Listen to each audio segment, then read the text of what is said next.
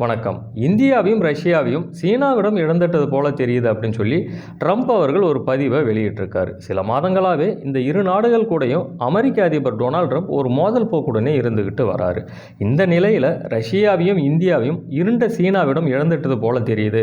எப்படி இருந்தாலும் அந்த இரு நாடுகளும் ஒருவருக்கு ஒருவர் வளமான எதிர்காலத்தை கொண்டு இருக்கட்டும் அப்படின்னு சொல்லி தன்னுடைய வலைதள பக்கமான ட்ரூத் பக்கத்தில் ஒரு பதிவை போட்டிருக்காரு. ஷாங்காய் ஒத்துழைப்பு மாநாட்டில் சீன அதிபர் ஜி ஜின்பிங், பிரதமர் மோடி மற்றும் ரஷ்ய அதிபர் புதின் மூவரும் கைகோர்த்து நடந்து வர மாதிரி இருக்கக்கூடிய ஒரு புகைப்படத்தை பதிவிட்டு இந்த கருத்தை வெளியிட்டிருக்காரு. மாநாடு நிறைவடைந்த பிறகு இந்தியா, ரஷ்யா மற்றும் சீன உறவு குறித்து இத்தகைய கருத்தை முதன்முறையாக அவர் தெரிவித்திருப்பது ஒரு பேசுபொருளாயிருக்கு. ஏற்கனவே அந்த மாநாடு நடைபெற்று கொண்டிருக்கும் பொழுதே ட்ரம்ப் அவர்கள் தன்னுடைய சமூக வலைதள பக்கத்தில் இந்தியாவுடனான அமெரிக்க வணிகம் ஒருதலை பட்சமாக இருக்கு, நம்மிடம் இந்தியா தான் அதிகம் வணிகம் செய்கிறதே தவிர நம்மால் இந்தியா கிட்ட அதிகம் வணிகம் செய்ய முடியல அப்படிங்கிற ஒரு கருத்தை தெரிவித்திருந்தார்.